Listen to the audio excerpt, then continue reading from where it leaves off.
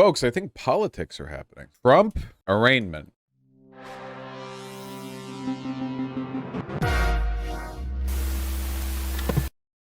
The message as this was unfolding? He posted on his social media platform just as the motorcade was rolling into that federal courthouse, David. He writes in part, "This is one of the saddest days in the history of our country." And of course, his signature phrase of He's trapped. Look at him. They've imprisoned him in the hypercube. He's in the thing they put Zod in Superman 2. Look at him. witch hunt, David. It's a long statement. We're only reading parts of it to our viewers. Our understanding right now is that most of the Trump team is hanging out in the motorcade. They are waiting. Most of them are not able to actually go into court with him. I'm told he's inside, as you just reported, and they believe there is some type of processing going on. We're not positive right now from our sources, Catherine Faulders and I, if the processing has actually begun, but many people believing that that is what's happening right now. We'll update our viewers. What's the difference between arrested, arraigned, and indicted? Indicted is when a grand jury brings charges against you. Arraigned is when you are you're brought to the courthouse and like everything is formally like you directly to the judge and from the judge like are directly given the charges, and all of the like processing stuff begins. Arrested is just when the police take you away to their station or to jail. So Trump would be arrested if they decided that it was time to actually restrict his movement, but until then, it's just going to be an arraignment. When we learn more. I don't know if we can, our director Dave DeStinti, if we could go full on this image of Donald Trump. This is one of the first images now to emerge of the motorcade making its way to the federal courthouse. Donald Trump obviously gesturing to the people who did gather there, though we know the numbers are not as large as he likely would have hoped to have seen. And they're mixed. We know there are people there who are both supportive of the former president and those who are there against the former president. The government felt that it was best to bring it in the southern district. I want to see more angles. Guys, give me more feeds. I want to see which news station is the best feed. To Florida. And also, quite frankly, I don't know if this was part of their conscious thinking or not, allows them to forestall the objection that they tried to bring a case. Willingness to do that, and several of these gentlemen have left his legal orbit as a result. We're looking at live images outside of this Why are they so federal quiet? courthouse where Donald Trump is making his initial. Oh my God, there's so many feeds. In the thick of the primary season. If he's facing another trial, this could get tricky in terms of is he Leftist audio. Real leftist audio.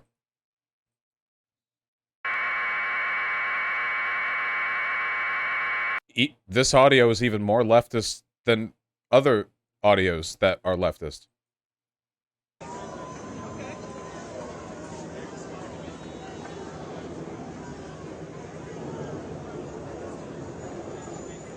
Not very substantive. Fox News? Days from the day of your initial appearance, which is tomorrow. Now, they won't do that because it's too complex a case. But could I see this case going to trial in 6 days? Jesus. Well, there's a lot of room here, I think, and there will be challenges to the evidence. There will be pretrial motions and probably a lot of them, and I think that may be where the Trump defense... Is Fox leftist too? Estados Unidos, Rosario, y hablábamos de los retos que enfrenta el Partido Republicano ante un escenario. How does this unironically sound and look better than like 5 major American news stations? Como este, con su principal aspirante envuelto en problemas legales muy serios. ¿Cuál es la rampa de salida? ¿Por dónde se escapan los aspirantes republicanos, los contrincantes del expresidente Donald Trump, para poder ganarle, para poder atacarlo, pero lo suficiente que no haga enojar a su base? Bueno, mira, a ver, vamos a recordar que la base que lo apoya a él es de 30. Never mind, her audio is trash. Okay, we're going back. We're going back in time. Supposed to come off of the campaign trail? Initial court appearance. He is facing 37 charges. Rhonda, some of these charges come with a maximum sentence of 10 years. Some of these charges come with a maximum sentence of 20 years. I mean, these are very... CNN stream? How is this so difficult? Like it would for any other defendant. Former president and his attorneys had some paperwork to fill out. It's expected that he would be fingerprinted, but they weren't going to do a mugshot or anything like that. But in a short time, he will go before a magistrate judge and they will read the charges that have been filed against him. He's expected to plead not guilty. And at his defense table will be Todd Blanche and Chris Kise. He's the former Florida Solicitor General. The former president has not been able to put together his permanent legal team after the departures over the past few weeks of all of the defense attorneys. What the f? It unfull screens when you hit the pause button? Why? Case. Now, some people have asked me why. It doesn't even pause. It full on cuts the feed. This is so dumb. This is so stupid. Serious charges. Yeah, they're very serious, and I don't think we can. Thanks so much, Rich. James mentioned Vivek. So we're talking about Vivek Ramaswamy. Love this guy, by the way. Hey, got a note, by the way. Energy outside the courthouse. Not looking that good, huh? Like, apparently the threat of violence was so great that both Trump's legal team and, like, the Florida government were concerned with violence from his protesters, you know, because their glorious leader is being being taken in. But this looks kind of weak. Presidential candidate on the Republican side of the aisle. Why is he there? He wants to ride this, media circus to his own advantage. He's running for president. He's been campaigning probably more aggressively than anyone else, spending more time in Iowa, flew down there, appeared outside the courthouse earlier today. He has said that this is an unjust prosecution. He would pardon Trump if he is elected president, but then said, let's turn the page, let's have generational change, basically trying to thread this needle. We're seeing the different 2024 candidates take different tacks where they're similar. I'm sorry, I really like the idea that you can tell a person is spending more time in campaigning because they've been spending more time in, like, Ohio. It's like this chick. It's like, in America, they do not have a democracy. They only have Ohio. Candidates go to Ohio and pledge allegiance to the Ohioan people and beg them for their support. And if the Ohio people do not support you, you cannot become leader and you are shot. And it's, like, kind of true.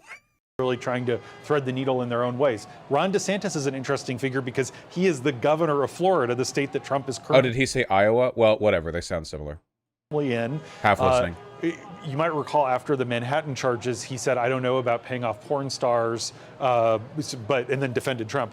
Here he said, I was in the Navy, I was a JAG officer, I know how important it is to responsibly handle classified information, but this also seems like a witch hunt that they're going after Trump. So it's trying to both take a dig, but also not frontally attack Trump, be seen as defending him, but also creating a permission structure for Republicans to maybe move away. The Vivek Ramaswamy event is coming against the backdrop of a CBS YouGov poll that came out on Sunday, which showed that only 7% of Republican voters say that these charges, that this indictment makes them less likely to support Trump. 14% said that it would make them more likely to support Trump, and more than 60% said it would have no difference at all. Republicans are seeing these public polls, they're looking at internal polls, and they're behaving accordingly. Rhonda, it is such an interesting dynamic. This is happening in Florida, but it is a federal charge, a federal courthouse. Very different. Holy, look at this guy. Holy shit. This guy's got, like, penguin phrenology. They kind of both do, honestly. Than in New York and what we saw there when we were looking at a very different structure of sort of who's in control and who's in charge. Ron DeSantis can't do a whole lot about this right now. No, exactly right. It's a federal charge. Federal courthouses all play out under federal court rules. So, Ron DeSantis can't intervene in any way or even play any role really in any of this. I'll also add on what's so interesting that this is playing against the backdrop of the 2024 election. The mayor of Miami, I was watching his press conference yesterday. He is someone who has kind of hinted that he may try to run as Republican candidate as well in 24. So there's so much overlap right now about the election and about... Why do Miami police look like they're dressed like cyclists? Because they are. Those are bike cops. Again, I'm telling you guys, I actually expected there to be, like, way higher threat of violence here. I'm kind of disappointed by the hogs, man. Like, these are serious charges being thrown against Trump. This isn't like the campaign finance thing. how it's all playing out while Trump is under indictment here, New York, potentially in Georgia as well. And again, we're just all waiting to see what happens. All right, Trump is in that courthouse. Let's go now to investigative reporter Spencer S. Shue. Spencer, thank you for joining us. Walk us through the timeline of the investigation and how we have reached this really unprecedented moment. So the key point was January 20th, 2021, when President Trump left the White House. At that point, documents that he retained, which were the property of the government, and he was no longer authorized to hold or handle classified information. The backdrop to this is, we should note, that, President Trump was said by his own aides to be reckless with his handling of classified information. He famously showed an Iranian missile launch site off. He tweeted that, which showed the capabilities of U.S. satellites. He shared with a Russian diplomat information that was came from Israel, from a confidential source in an Islamic state, potentially revealing a human source. He took briefing papers, from his intelligence briefs, maps, charts to his private residential quarters and didn't return them. So against this backdrop, he was briefed by his White House counsel that he needed to send documents to the National Archives when he left office. It sounds so weak. Lost since the Watergate era and President Richard Nixon leaving the White House. But instead, he directed boxes and boxes to be taken to Mar-a-Lago. And the indictment charges that after a year of efforts. Okay, we've all gone over this, and this guy sounds boring. It is possible that things are going to get a lot louder and a lot worse should an actual arrest happen, or maybe at the arraignment, it's difficult to say. Yeah, I don't really know. I think we have to remember that group hysteria is not like a permanent state of affairs. It is a condition that has to be cultivated in order to be maintained. And it might be the case that the energy is just dying down a bit. Maybe Trump was this big explosive figure when he came out, but it's been nearly 8 years since that happened. And maybe even the crazy MAGA hat types are, not to say they're any less crazy, just that the energy is dwindling, as it is with Trump, as he gets older. I guess we'll see. I don't know if he'll ever get arrested, though. The government then saw that video recordings that showed movement of these boxes, and that led to an additional search by the FBI in August, where another more than 100 classified documents were found. The government has developed charges of obstruction alleged against President Trump and against one of his aides that moved those boxes allegedly. Stay with this, Spencer. I just want to go back to James for this perspective of how significant it is to be asked to turn over documents and then go through this prolonged process, as Spencer is talking about, a subpoena, a search ultimately, and this discovery that people knew the boxes were there. It's not like they were in some very hidden storage closet 3 layers down, right? They were really hidden in plain sight, if you will.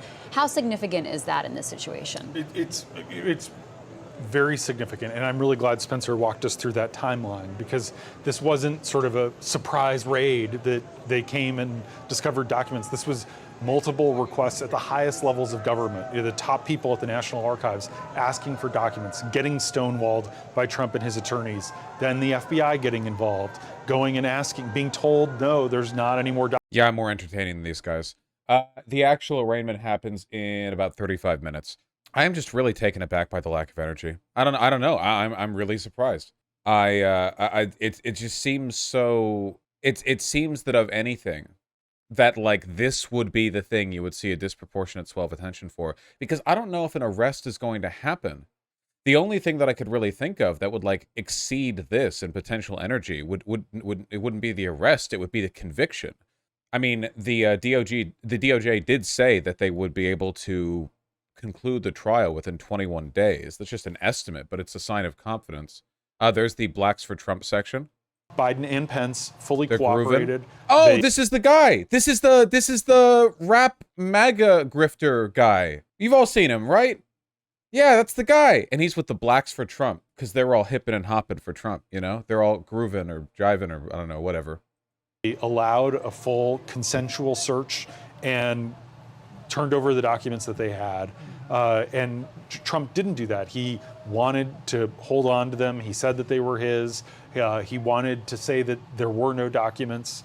In some cases, like the love letter that is in Trump's own terms from Kim Jong-un, the North Korean leader, to Trump, Trump said, that's my property. It was a letter to me. It doesn't belong to the government.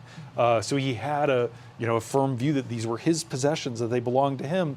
That he's not being prosecuted for violating the Presidential Records Act. That's not what's at issue here. What's at issue is that he had information that, if it was out there, could gravely and irreparably damage the national security of the United States. When he was asked to turn it over, he did not.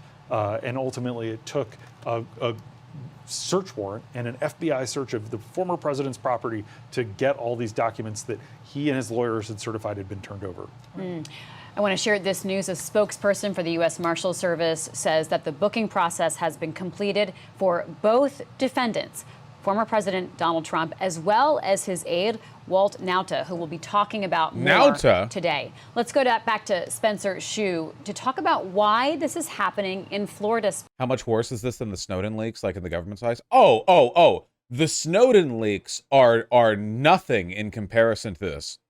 Not even remotely close. Like they're not even in the same ballpark. Snowden was just like a rank and file agent. Donald Trump was the president. Snowden didn't leak top secret information. Snowden leaked the existence of programs that directly involved like surveillance over the American people, that kind of crap. Whereas apparently, like, Donald Trump is just like showing military and nuclear plans to like random people in his bathroom. You know, it's so incomparable. Now, obviously, with Snowden being a nobody and Trump being the former president, that means that, obviously there's going to be like preferential treatment because former presidents are, held in higher regard than just random agents.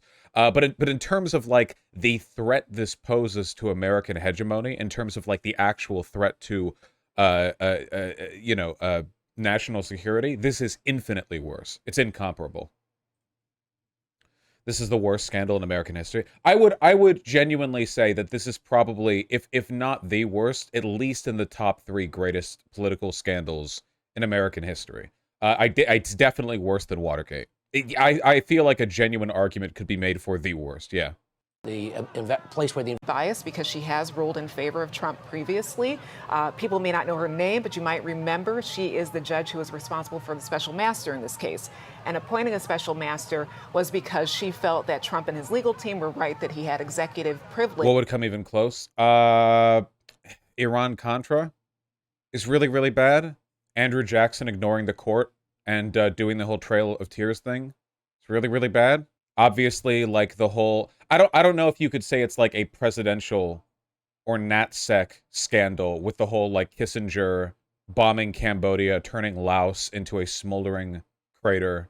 That if in terms of like lost human life, obviously that's infinitely worse. But I don't know if that's like a scandal so much as it is like an extension of the war that we had going on in Vietnam. Like, I guess if you counted that in a scandal, then that would be far worse, obviously.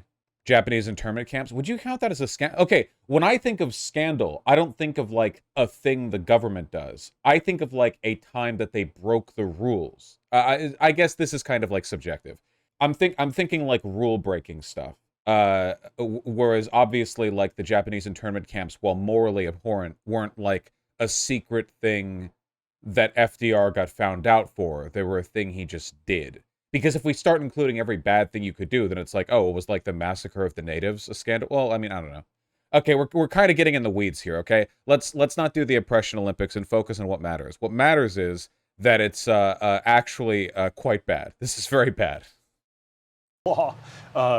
So you could cite that as bias and ask her to recuse. The Justice Department would be very, very unlikely to do that with the judge, especially because it would just sort of sour things. But what Judge Cannon could do is she could help drag this out. Traditionally, the Southern District of... Let's agree on one thing for sure. In terms of national security and like classified document management or anything pertaining to like the leak of secrets, this is the worst.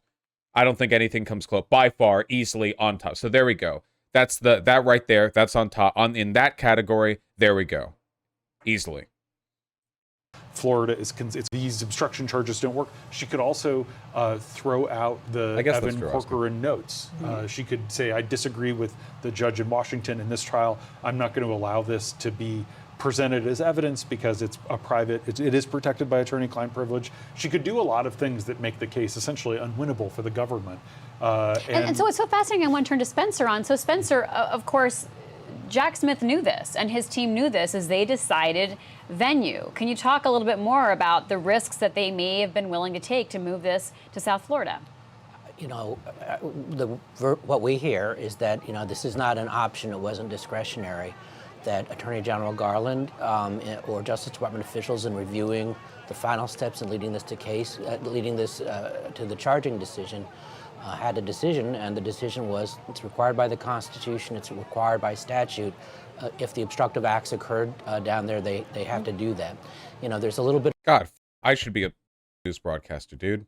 Holy shit. Will we still be able to see Trump demolish DeSantis in the primaries? I don't think DeSantis has a chance in the primaries. I don't think that. I keep saying this, and I people think like, you know, why? I just don't. I just don't think all of the stuff that made Trump of a dark horse candidate who ended up winning in 2016, Ron DeSantis has none of it. People aren't fascists because they're looking for a kind of like rote little government bureaucrat, a little bug man to get on top of things and do fascism. They're looking for like ultimate strongmen. Careful what you say, Trump was all seen as a joke. No. That's the difference. I'm not saying that DeSantis is a joke. I'm saying the opposite. The fact that Trump is a joke is why he did well. And the fact that DeSantis isn't is why he can't do well. Because right now, the Republican Party is riled up for big, sweaty, goofy boys to be mavericks and take down the deep state, and to be charismatic and unflinching and unapologetic. And DeSantis can't do any of this. He's sweaty, he's effeminate, he's insecure, he's committee-driven, which means he changes his mannerisms when he's told to, whereas Trump never will.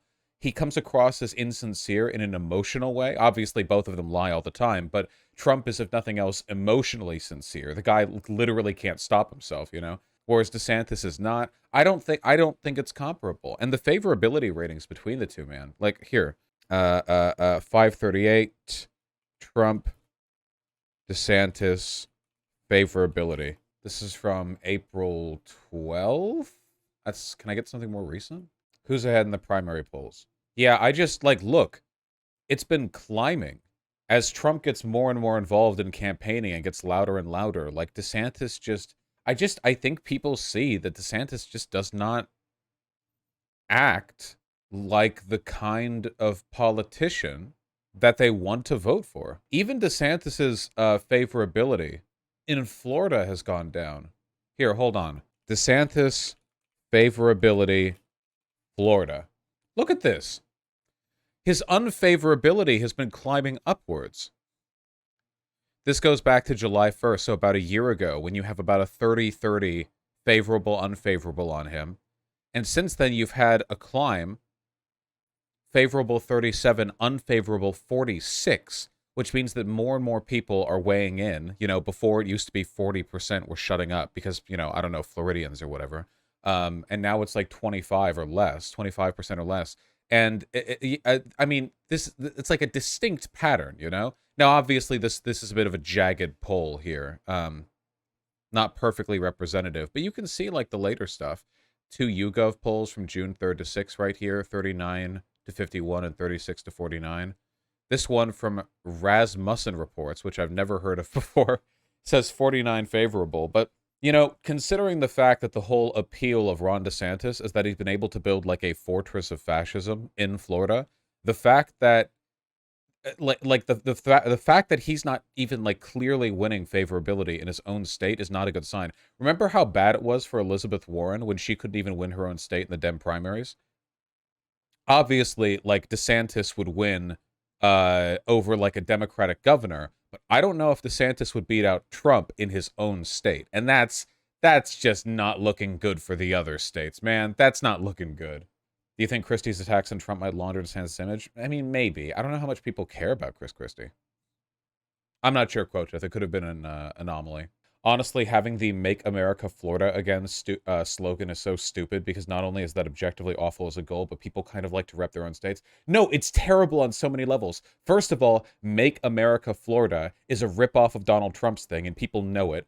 Two, the rest of America does not want to be Florida. Even conservatives who live outside of Florida do not want to be Florida, okay? For three, Republicans who tend to have a bias towards like state preferability don't like messaging that is basically saying Ron DeSantis will just be the big Florida governor if he becomes president. Like, oh, you like your state? You like living in Wyoming? You like living in Idaho? You like living in Ohio? Oh, well, sorry, buddy. Big Florida's coming in to muscle in on your territory, you know? It's a really dumb slogan that was desperately chosen just to scrape a little bit of clout off of Donald Trump's ass flaps.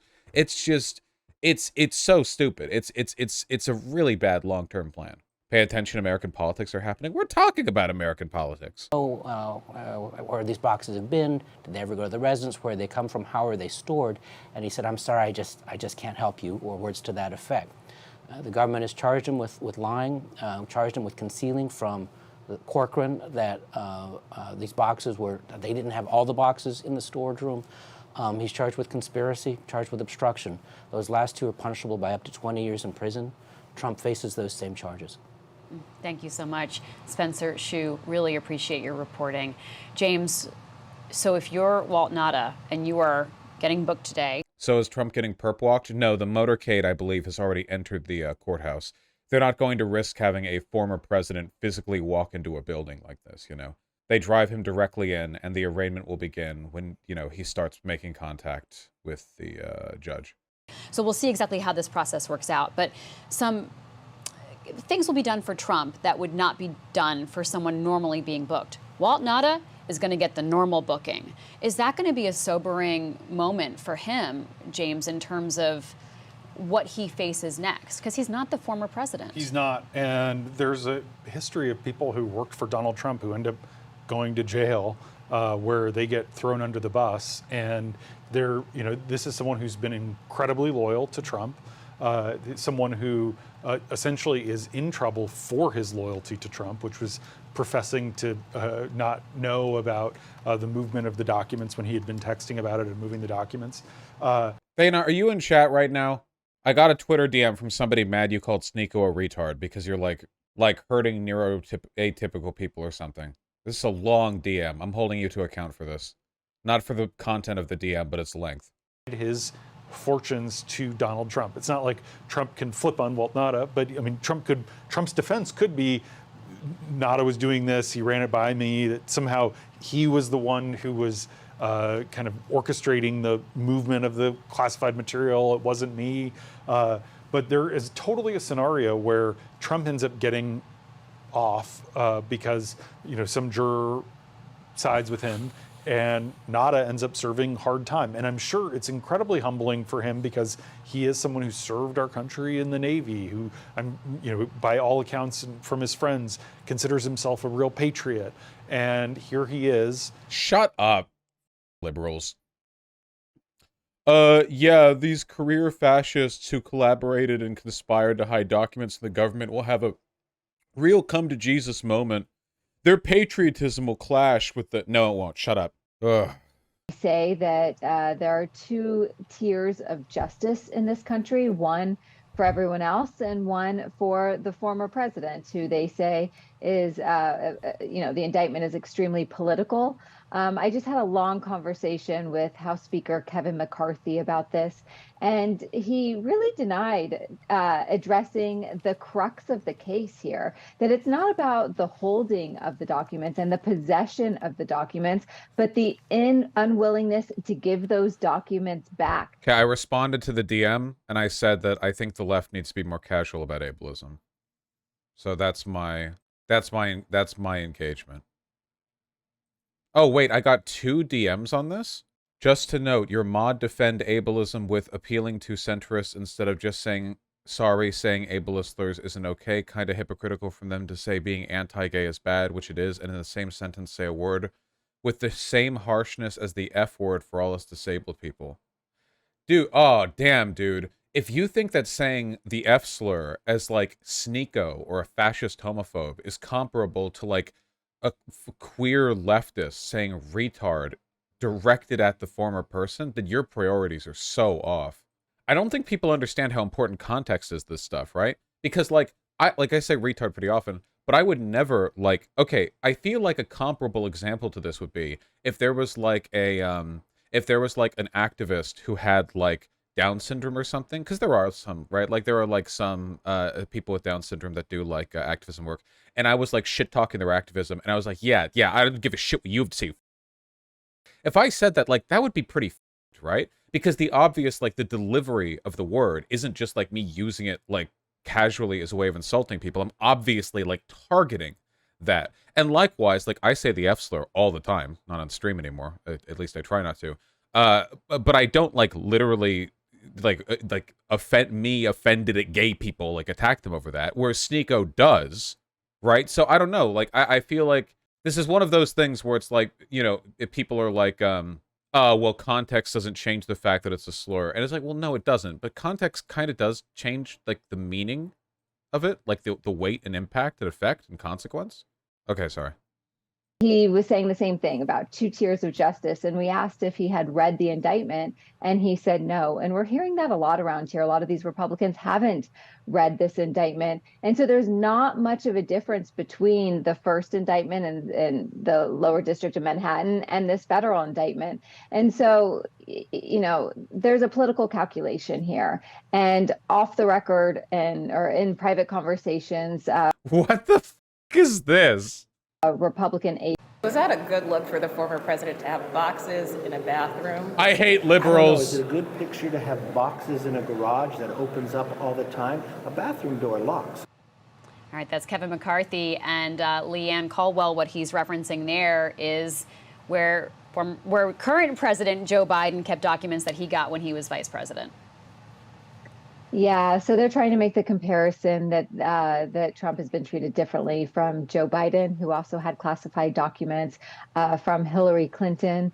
They're not bringing up Mike Pence that much, but they do mention Mike Pence. But the difference, of course, especially between all 3 of those cases, is this coverage is so weak. Well, because liberals can never see this as anything more than like, haha, the bad man got caught breaking the rules. You know, like that's all they can do. And that weakness is why conservatives have an easy time deflecting a lot of the criticisms they receive, because to a lot of them, a lot of right-wingers think that the rules are fundamentally unfair, and then when liberals crow about Donald Trump breaking them, all they're doing is being mad that the status quo is being torn down. Now, in reality, the problem with Donald Trump here isn't that he's broken the rules. It's that the rules he's broken are actually quite important. And the way in which he has broken them demonstrate a contemptuous disregard for any of the skills and priorities necessary for being a political leader. It's not just you broke the rules, you know? Like, this isn't elbows on the table when eating. This is an important rule. But because liberals can only do this, like, is it a bad look that your president had boxes in bathroom? You know, why wouldn't they ask something meaningful like, does it concern you at all that the former president was showing top secret documents with no clearance to random people passing by? Does that not bother you at all? You could just do that to anyone.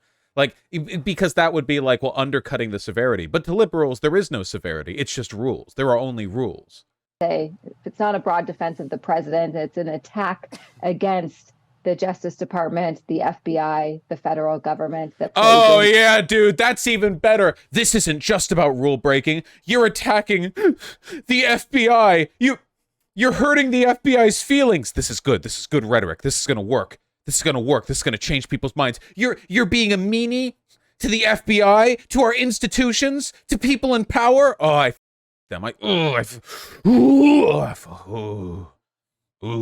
Is that Kevin McCarthy, a part of the reason why he is Speaker is because he had to make some concession to some of the hardline members of the GOP caucus in the House. So there is this idea that perhaps if he feels beholden, that he does have a group that could slow down legislation, as they did last week. House GOP members slowed down some legislation because they were upset about the debt limit agreements that McCarthy made with President Biden. He knows that that is a part of his calculation. limitations in doing his job as Speaker. He's also, been very friendly with Donald Trump. You'll remember Donald Trump used to call him my Kevin. After the 6th, McCarthy did come out and say that Trump was... Don't you get offers to be on TV? I've been given some offers to stuff that might be on TV and syndicated. Sometimes the offers are okay, sometimes there's not. Usually it's just maybe you'll go on, maybe you won't. I was given the offer to go on Dr. Phil once to was it Dr. Phil or another doctor? It was a large program to be part of a program about like racism during the BLM protests. I would have been like the white person who was pro BLM, and there was a non-white person who was anti or something like that. Anyway, I got the call and I talked with the agent and the manager, but it didn't work out. Because it happens all the time, right? It's always like, we'll call you if we call you. Remember Jubilee? Yeah, well, the last time I tried to go on Jubilee, like, they canceled on me after I'd already bought my tickets for Los Angeles. So I couldn't refund the tickets because I didn't think they would cancel on me at that point. So I just had tickets to go to LA. That was annoying. Why they cancel? Well, I was going to debate QAnoners, and the QAnoners refused to get vaccinated, and the company that runs Jubilee refuses to have a bunch of unvaccinated lunatics risk the safety of the people who were managing the engagement. So it ended up getting canceled. Apparently, one of the people there was supposed to be like one of the candidates considered to be Q at the time, but that was a couple years ago. I don't know if the thinking has changed on that with time. It might have. I'm not sure. I haven't kept up with it. Ron Watkins? That sounds right. I think it's Ron Watkins. I think it was that guy. Was it that guy? Wait. I'm almost positive it was this guy. I don't know if he was the one who was not vaxxed, though. It might have been... I think it was the other two people? I don't know. I'm not sure. Related to withholding or concealing documents in a federal investigation. This is essentially part of the idea that hasn't happened they yet, Brad. were trying to hide information at Mar-a-Lago. Trump and Nada separately face one count of concealing evidence with the intent to obstruct an FBI investigation, and then 2 counts for false statements. This is scheming to deceive the FBI that all the documents had been turned over, signing an attestation, telling your lawyers that there were no more documents. And then there's the, see at the bottom there, the 1 count on conspiracy to obstruct justice. This is also related to Trump specifically being accused of suggesting that one of his attorneys lied to the FBI, saying, why don't you pluck the document out? Why don't you say there are no documents? Lying to the FBI. Notice how, are they not going to mention at all? Okay, leaving aside the fact that you hurt the feelings of institutions, maybe mention the whole, it could be bad to the safety of the country. That you would just have casually showing top secret documents, maybe focus on the effects this would have on people. Wasn't there a story about how CIA agents were getting killed at much higher rates than they used to? That there's been a swell of spies and CIA agents being killed, and it happened around the time that Donald Trump started to be really open about national secrets with people around him. Dozens of agents getting murdered. Now, don't get me wrong. To be clear, the agents that we're talking about here weren't really agents. A lot of them were informants and journalists. So the people getting killed weren't CIA deep state spooks or whatever. They were a guy in Iran who was giving info on the Ayatollah to the CIA. So a lot of them were getting killed. I mean, it's reasonable to assume that could have been a product of a data breach. Now, how upset am I about this, right? Well, a lot of those people were probably pieces of shit. But, He had allegedly molested, and he didn't go to prison for the molestation. He went to prison for lying to the FBI about the payment. So these are all serious charges taken together, real criminal jeopardy, which is why his lawyers want him to fight the charges the way you win in court, not the... Pretty sure that's what an agent is. People working in the U.S. and the CIA are called officers. Oh, really? Oh, when I think of agent of the CIA or FBI, I think of a person in a suit and tie with a silenced pistol. But yeah, okay, it makes sense. Do they deserve to die now? Well, for a lot of them, dude, if there was a secularist in Iran, I can't really blame them for wanting to share info with the CIA. Do you have any idea? Okay, first of all, everything in Iran is our fault to begin with. However, in addition to this, important to know. Important to know that, like, right now, if you have no understanding of history, in Iran, if you're a secularist, you might think, man, it sure would be cool if, like, Iran could westernize and democratize with the help of the United States. Are still here. There are a lot of people circling this courthouse in cars with flags, honking their horns, cheering, yelling. And when we heard his motorcade arrive, again, there was certainly an extra amount of energy as nearly everybody here, media and protesters, tried to get a good look at that. You can probably hear right now a big tractor trailer is coming down the road honking its horn. And now you can actually see that as well. I will say that on the way to the courthouse on Truth Social, former President Trump actually posted that he was on his way to the witch hunt. And that is rhetoric that we're hearing here at the courthouse from his supporters over and over again. Those calls that this is an unfair, unjust prosecution, persecution, if you will. Again, the word witch hunt I've probably heard 30 times today. And also, again, those familiar claims as with President Trump as the victim. Just over and over again today, his protesters, when I've talked to him, have said, listen, why not Joe Biden? Why not Hillary Clinton? And again, I'm a reporter. I'll let the legal analysts weigh in on why. But I will just say that the tone here is very anti. I'm so paranoid about the a bombing today. I wouldn't worry too much about a bombing. There are people have swept this place like corner to corner. I would be shocked if something like that could happen. I mean, I guess it can, but like, yeah, I wouldn't be worried about that. Are you criticizing this individual coverage or dumb liberal coverage of this in general? Mostly this specific coverage. It just really, really bothers me how ineffectual liberals are at understanding the problems here, because liberals are concerned like overwhelmingly with the sanctity of institutions. Their rhetoric doesn't only not resonate with conservatives who might otherwise be able to have their minds changed when Trump has done something so bad, it actually cements them further into their positions, because now conservatives who hear about like the indictment and all these charges are going to go like, okay, what happened? And they're going to like look at stuff and hear a bunch of liberals going, they lied to the FBI, and they're going like, okay, whatever, and they're just going to like ignore it, you know? Or a memento, something like, this is a letter I got from a world leader about a visit I had. This isn't a law that I have, bill that I have passed that is public and shows my signature. We're talking about highly sensitive documents. And as the indictment points out, it contains information that could be detrimental to the safety not only of America as a whole, but to America's servicemen and women. That's right. Nuclear weapons, military movements. These are highly classified and sensitive materials. And to talk about the differences, because I think that's important, because there are a lot of Americans who just see an indictment, may not have read it, and don't realize how serious the charges are. But when you compare it to Biden, Pence, and Hillary, again, like we've said before, it was intent, it was obstruction that are different in those cases and the Trump case. There is, how it's been explained to me is there is the idea of what's called spillage in the classified and intelligence communities, where, you know, folks who have access to classified documents, there are times where some of these documents go on to, in Hillary's case, an unclassified server, an email server.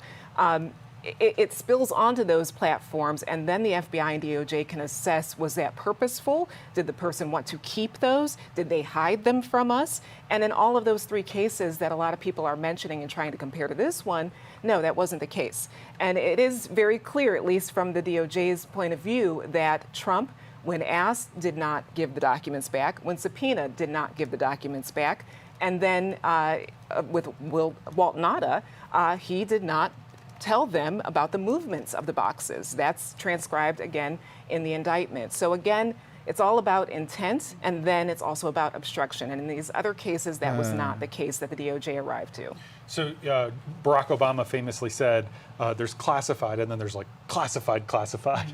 And you know, when a vice president, it's called classified, secret, and top secret. Those are the three, right? Obama, thank you. Their schedule is classified. before they go. Obviously, you don't want details about their movements going out, but it sort of is moot after the fact because then everyone knows what happened.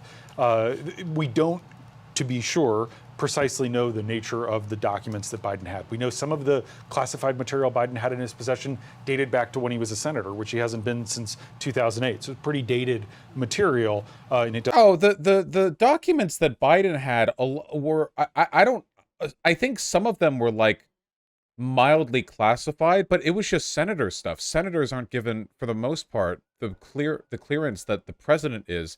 And they were just sitting there because, okay, guys, like, there will always be some level of mishandling of classified documents. The point here is that Trump deliberately hid them, and also these were the highest possible level of top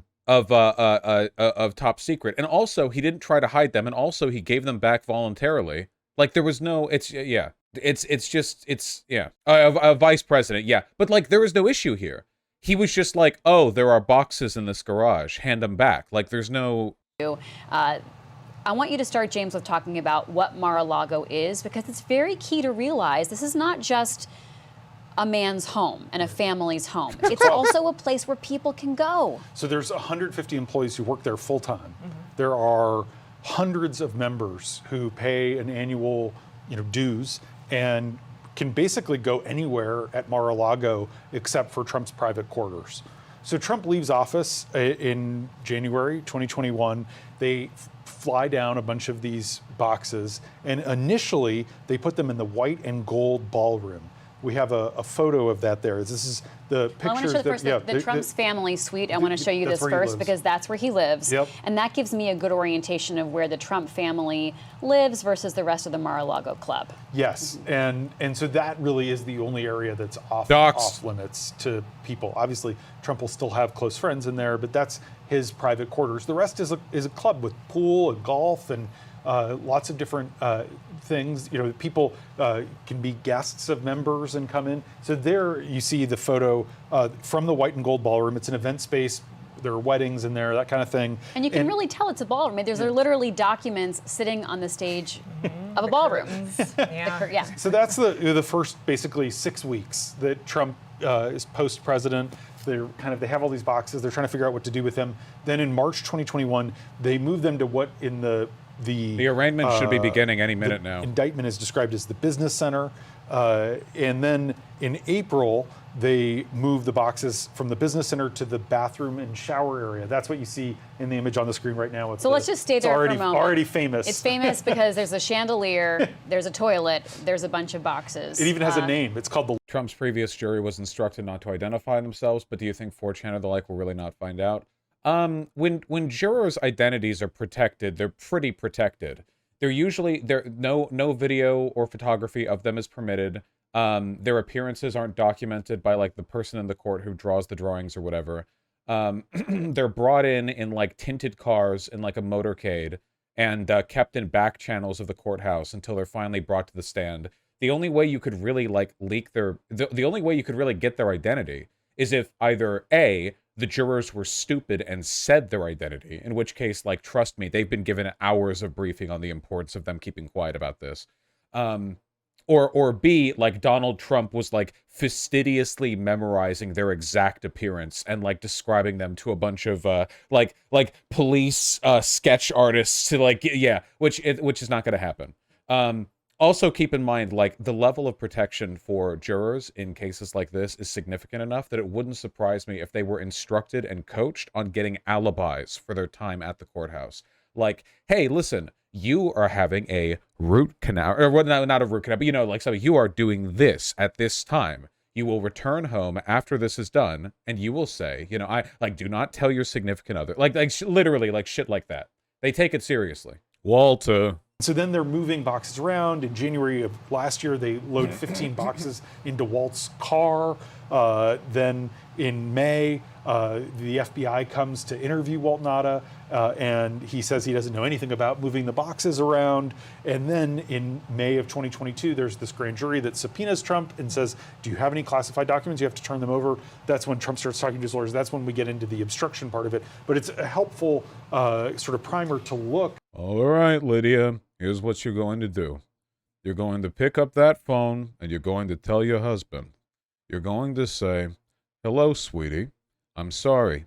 Shopping at the grocery store is taking a little while longer than normal. The line's pretty long. Okay? If I hear any crying from you, if you try to send any signal, what am I going to do? You're gonna shoot me in the head with the pistol." That's right. That's what's happening. 2022, the FBI agents laid out all the classified documents they had found, and they took a photo that was that became public as part of court records. Yeah. Exactly. Mm-hmm. And so Trump got very, very angry, and he said, that was a staged photo. I didn't actually keep my documents like that on the floor of my office, and I don't think that was the suggestion of the court filing, but that was taken by FBI agents who were collecting those materials. Those other pictures we were just looking at were taken by Trump's own aides, who were basically communicating with a paper trail about what to do with all these boxes and where to put them, including, we haven't talked about Trump's family members, an unnamed family member, probably Melania Trump, potentially Ivanka Trump, texting with Walt Nauta, saying, Trump wants to take some of these boxes on the plane to Bedminster. There's not room because we have all these suitcases. And then Walt Nauta responding and saying, he's not planning to take the boxes. He wants to go through them and pull out some information. So this is all laid out in detail in this 49-page charging. The arraignment should be beginning now. Keep in mind, we're not going to get footage of the arraignment for the, for the same reasons that we talked about the jurors. I mean, there are no jurors right now. It's an arraignment. But they're also going to keep that shit quiet too. So the arraignment will probably not take that long because he was brought in by motorcade. We're not going to see him walk in or get video footage. Yeah, cameras aren't allowed in federal courthouses.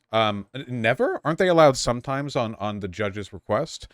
Cameras, federal courthouse. Limited to civil cases only and require the approval of the presiding judge. Yeah, federal courts are resistant to cameras, so there are some very specific... Now, I gotta tell you guys, of the specific conditions where they'll allow cameras, arraignment of former presidents for Espionage Act violations, not one of them. We won't be seeing the inside. We'll know what happens after the fact. We'll get his plea of not guilty. There's no way he'll plead guilty. And then Trump will leave in a motorcade. And we'll see what happens. Trump, through negligence or maybe some kind of attempt to get leverage on something, was going to show this to the wrong person, I saw that. And the wrong people were going to get a hold of it.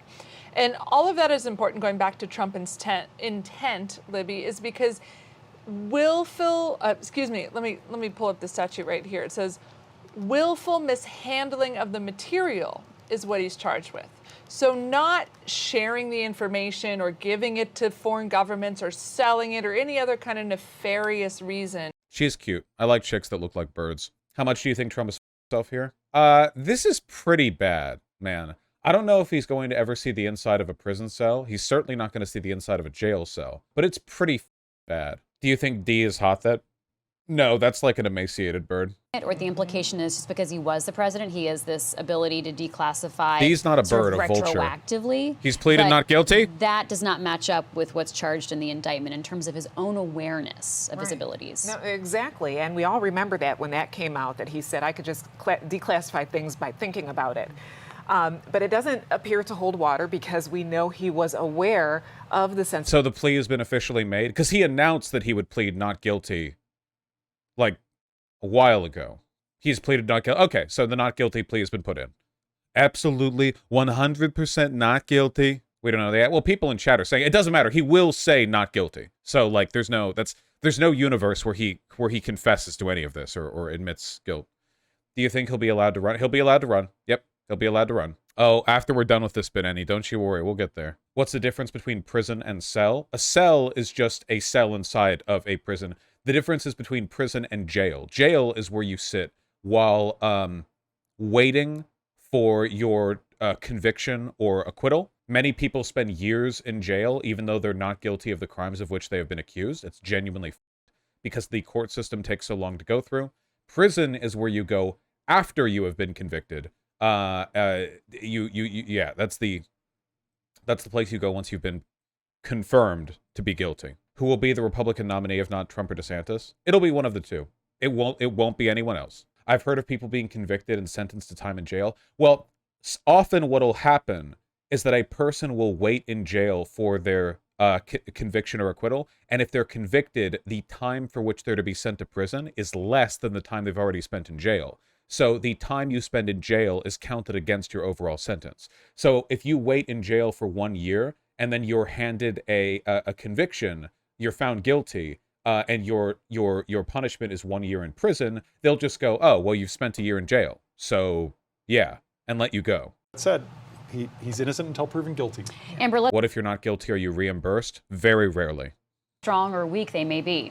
Yeah, Libby, I've been looking at what's filtering up because I want to stress we're not in the courtroom with his lawyers. Oh yeah, and if you have a very short sentence to serve, they'll keep you in jail. Like if they just want to keep you, like if they want you to be in a cell for 6 months, they'll keep you in jail. Watching filter up from right-wing media and Trump supporters what Donald Trump might say in his defense and come up with two major categories, Libby. And I want to stress that both of them are fairly weak, given my God. everything you and Rhonda and James have outlined that the indictment shows. First one is just simply that he was president. And so therefore that should be fundamentally different than lower level federal government employees charged with crimes for taking classified documents home. The argument there is he's just different. He's in a different classification level. Some of these lower level employees, our colleagues Perry Stein has reported, have been sentenced to years, even a decade in prison, just for taking documents home. One guy prosecutors framed as just a hoarder who that's where he kept classified documents throughout his 20 years on the job. He's now serving 10 years in prison. But he could argue, hey, I was president, it's just different. Like maybe there was this misunderstanding, for example, that I had these documents because at one point I did have access to them. But again, the giant hole in that argument, Libby, is what we've been talking about all afternoon, is that he can't argue he declassified them en masse anymore like he tried to when this investigation was going on because he's on tape admitting that those documents he shouldn't have. The analysis is just so lacking. I feel like conservative media will push their analysis of these situations to the absolute limit of their abilities. They're wrong, of course, but I feel like they really get that as far going as they can. And it's always so insubstantial. It's so insubstantial, but that's okay. That's what I'm here for, I guess. Well, Araxiel, I know that, but I'm allowed to complain about it. Does Trump really think he can dodge this persecution? Is he really that delusional? I assume you mean dodge this conviction. And the honest answer is that maybe. Again, we don't have any precedent for a former president being convicted on these grounds. We've never had a former president just die in prison. That's just not a thing we've had happen before. It'd be truly breaking new ground. As much as we all already know that the justice system is unfair and imbalanced towards those in power, those with wealth, sometimes I think it's important to remind ourselves of how real that stark imbalance is. Like, it's all well and good in the abstract, oh yeah, the wealthy tend to spend less time or not go to jail at all. But really, in reality, we have to accept this. We have to truly understand how exceptional the situation is. Now, that being said, and I've been clear, I do think that the charges brought against him here are so bad, and the evidence for them is so undeniable and overwhelming that there is basically no way for Trump to get completely cleared of them. I think that, we'll see. We'll see, right? We will see. I do think it says a lot that 2 judges immediately left after the indictment. I mean, think about it. You're a judge for Donald Trump. You have the ability now to defend a former president against federal charges for the first time in history. 2 lawyers. Yeah, 2 lawyers. Yeah, 2 lawyers. Wait, what did I say? Did I just say lawyer and you're all... Oh, did I say judges? 2 lawyers. Why would Trump have 2 judges? Yeah, lawyers. 2 lawyers. I thought people were saying I said lawyer. Lawyers. Yes, not judges. Lawyers. You can't have judges. Lawyers. 2 lawyers left as soon as the indictment came out. Now, you have to think, right? This could have made these lawyers' careers. I mean, they could have been famous. Defending Donald Trump, a former president, against federal charges, espionage, that's a huge deal. And they just left. And I think the reason for that is because they don't think he can beat the charges. They don't want to be the guy known as the person who failed to keep a former president from being convicted on federal charges. They said no and left. They turned 360 degrees around and walked away, even. So, yeah. And new lawyers aren't accepting. That's right. He's not able to find new lawyers. Wow, guys, 180 degrees is turning around. Thanks for letting me know. Classified documents. Amber Phillips, thank you. Stay with us. Rhonda, does it matter to the prosecution if anyone accessed these documents who should not have? A foreign national, a spy, someone with political motivations. Is that relevant? Dude, it has never been so easy to spy on the United States. All you have to do is all you have to do to spy on the US and get access to top secret documents is send over a wet, wealthy person, just a sloppy boy who sucks up to Donald Trump. And there's like a 50-50 chance every evening that he'll show you a bunch of cool secrets that he knows, you know, like seriously. To the charges. It may not be relevant from a legal standing because it's just the fact that he withheld and willfully withheld these information as well as the documents. So that's what the case is set on. But it is concerning that Mar-a-Lago, back to, James laying out the geography of Mar-a-Lago, it is extremely accessible to people who are not with the government, to people who pay the dues to go to the club there. You'll remember back during the— Why do you keep calling Trump wet? Because he's a sweaty, sloppy boy. Because he's wet. Because he's not like a stuffy suit and tie guy. Because he's like a wet, sloppy boy. He is. He's not dry. That's sort of on the periphery. The case itself is that he had documents he shouldn't have, was aware that he had the documents he shouldn't have, and kept them from investigators. Let's look at some footage from earlier today. This is from CNN showing former President Trump leaving his Doral Golf Club. This is this afternoon as he was on the way to the federal courthouse. He is still, to our knowledge, at that federal courthouse. He's gone through booking today. He is now appearing before a magistrate judge. There is Donald Trump heading over there. James, remind us why he is at Doral and how close it is to the courthouse. So Doral, it's about a 20 to 30 minute drive. Probably normally would be just under 30 minutes. Obviously, he had the motorcade. This is one of his properties in Florida. He's called it one of his crown jewels. There's a golf course there that he really likes. God almighty. Okay. My frustration with watching liberal news coverage will never end. I kind of want to watch the Fox News coverage, but the last time we did, the audio was terrible. At least they would say something interesting. Want to tune into Fox News or Newsmax? Yeah, okay, well, let's try Newsmax, because the Fox News live player sucks. Newsmax is running live, right? Yeah, with less viewers than us. Hey. Wahaha! Nick Morris, the last word we saw Alina Habba say there when John Huddy asked, how is the president? What is his mood? She said defiant. And of course, you know the former president quite well. Well, I think defiant is one of the things. Of course, he's that. But holy shit. Talk about a child rapist physiognomy and voice. Oh, my God. The way I think that he feels that very Christian mega pastor made a crucial mistake and way overstepped their bounds. From Trump's point of view, he's been trying to have America understand that there's the deep state that he does look like Chuck. Stopping him from being president at all costs. He looks like Chuck. We resort to any kind of tactics to do it. And now he has absolute proof, not just in what Bragg did in New York, but in what the Justice Department is doing here in this case. And I think that he feels vindicated. Doesn't sound like Chuck. I would say is part of his mood right now. Yeah. Let me say that. I'm sorry, Dick. Just wanted to make sure that people were keeping track. We've seen the former president plead not guilty, and that we know that the prosecutors, those who have brought the case against the former president, do not consider him a flight risk. Not that we thought in any way, shape, or form that they might, but this is what's going inside the building that we've been keeping an eye on, the Miami Federal Courthouse. Go ahead, Dick. I'm sorry. Yeah, I don't think that Donald Trump really is a flight risk. I mean, I guess he could, but I think he's got too much of an ego.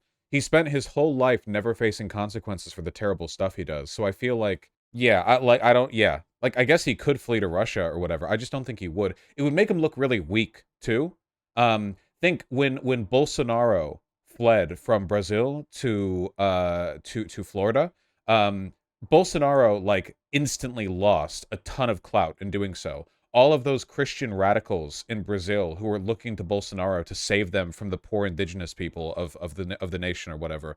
And he just like flies off to go sleep in a minion's bedroom in some MMA fighter's house in Florida, you know? The moment that this indictment came out, Grassley, the senator from Iowa, was speaking on the Senate floor saying the Secret Service can prevent it. Oh, yeah, it's also worth keeping in mind that former presidents are constantly surrounded by a detail of the best trained agents there are in the form of the Secret Service who would not let him flee, you know? Donald Trump has spent his entire presidency and post-presidency choking these guys and throwing spaghetti nugget plates at them, or ketchup nugget plates, so they're not positively inclined towards him, okay? He tries to waddle to freedom, they would just hold him here. So it breaks the story, overwhelms the story of the Biden bribery scandal. And I think that it was a deliberate effort to step on one story and promote the other. Yeah. They couldn't just stand the week of headlines of was Joe Biden bribed. So they figured I hate this guy's voice so much. It sounds so nasally. With documents. Yeah, we were looking at tape from earlier, video, I should say, dating myself, calling it tape, right? So we're seeing him before heading to Miami and the Miami courthouse, where he has pled not guilty to the 37 charges that have been filed against him in this indictment that we've referred to a number of times. So, Dick, how do you think this plays? You're somebody that's been there. As we look at the list of charges here, you have seen just about everything play out in the political world. How do you see this unfolding for the former president? I think it does not hurt Trump very much. In fact, I just completed a poll that I did, where I found that his vote share against DeSantis, for example, is actually the same or maybe a little higher than it was before he was indicted. Okay, I'm sorry. I didn't realize that Newsmax would have the least pleasant human being alive. What about earlier? We can expect in and around the courthouse today to be extremely tight and extremely busy here as Donald Trump will face a judge. Now, it will not be the judge Eileen Cannon that's been reported, so I want to kind of clarify that. Here's what we know about what Donald Trump will be facing as we look live. Apparently, the judge presiding over the case, Eileen Cannon, is a Trump bootlicker. Do you think that has a chance of significantly affecting the case? Not too much, because again, convictions are done by juries, not by the judge. And the judge doesn't pick the jury. And for two, like, if he did some, like, wow, the jury has found you guilty on 26 counts for a total sentence of, like, 5 million years, but actually I'm going to give you, like, one little kiss in the cheek and a pat in the bum. If he did that, then I'm pretty sure they would, like, appeal the decision or something. Well, wait, can you appeal a judge's ruling? Wait, actually, hold on. Revealing my ignorance here. How do you contest a judge's ruling rather than a jury's ruling? You can? Okay, just making sure. I just wanted to make sure that I wasn't wrong on that. I feel like I remembered that happening, but yeah, okay. So you can do that. Oh, communism? Hello? Judge, no cameras were allowed, and also... Oh, it's saying that the government is communist for... Oh, it's George Soros. See, the communist George Soros, known for how he communistly funded and enabled the shock doctrine where capitalism and oligarchical rule was solidified across Eastern Europe and Russia. The communist guy, you know, who did capitalism really good. Yeah. Any chance the judge would just charge a few million in fines and call it a day? Again, I think that it would take extraordinary judicial misconduct to have a real effect here, and they could appeal the decision if they did. But it'd have to be pretty bad. Shock therapy, not doctrine. Shock therapy. And again, we're watching moment by moment his arrival. He can travel internationally. What the? Well, yeah, because Donald Trump always has his Secret Service detail with him. You can never sneak away as a president. That's not a thing you can do. It's whoa. Wonder what OAN is up to. Do you think they have an unpleasantly voiced person talking right now? There is not. And they're doing it one-sided, as your previous speaker just said. They haven't done this to Hillary Clinton and the targeting Trump timeline. Biden and the other presidents. They're just doing it to Donald Trump. It's a total shame. And Congressman, you are a member of the Financial Services Committee in the House. And of course, we certainly do not want to ignore what Senator Chuck Grassley has revealed, that he has 17 audio recordings of conversations between that Burisma executive and Joe Biden. Again, the Burisma executive who allegedly paid Joe Biden. What are you seeing on this story that we might not have seen? They're not doing or heard anything yet? live. Well, it deserves a full investigation. You have these things that have been hidden and not pursued with President Biden and his family, and frankly, many other. What is this live stream chat? Joey, can you say backfired again? Civil taxpayers war, Revolution 23. Jesus answered him, if I have spoken evil, bear witness of the evil, but if well, why smiteth thou me? This only makes Trump stronger. 559 gas warning, 189 arrested. Karen. Joseph Robinette Biden Jr. Fish emoji. FJB. America stands with President Trump. It's schizo shit. Yeah, it's like literally like it's genuinely like peering into an old folks' home where they've all been given computers. It's phenomenal. Actual psych ward study group. Yeah, we have what you know as American evangelical Christianity has actually been an elaborate social science experiment by the Social Studies Department of Harvard University. We are ending the experiment now. Thank you for your participation in this process. Do you know how much the dollar is worth today? Probably $1. Isaiah 45:21-22. You're linked to current, you wizard. Laughing, crying emoji. I love you, celestial biblical persona of me. I will not hit the like button, Bluestone. It's like actual mental illness. It's like genuinely. Like, this is why people are like, well, why do you insist on being ableist? And I was like, well, it'd be factually inaccurate for me to not be ableist. Like, if you ask me to not be ableist against conservatives and conservatism, you are asking me to walk away from reality. And frankly, I don't think that's ethical. Yeah, it's all spirit science. It's Christian spirit science, as opposed to pagan spirit science, the normal. Microphone peanut emojis. Where's the money, pal? Ha ha ha, just kidding. In bold, Joe Biden is stupid. True. For the president, we might catch a glimpse of him as he leaves the courthouse and then as he makes his way to the Miami-Dade airport and returns to his home in New Jersey. So we'll keep you posted on all of that as it happens. But now we do continue our conversation on this. Nope. In addition, those polls showed Trump's lead over Ron DeSantis and his other competitors gaining. He's up in some polls by an average of 30 percentage points. It's going to be, if the election were held today, and it's not, it would be very hard for anyone to overtake him. And that's happening at arguably his weakest moment legally, when he's facing a serious indictment and what other Republicans have said are serious charges. You know, Rhonda, what... I am so tired of this argument coming out time and time again, okay? Republicans will always outperform Democrats in favorability ratings prior to the election. And the reason for that is because Republicans are in a cult and Democrats aren't.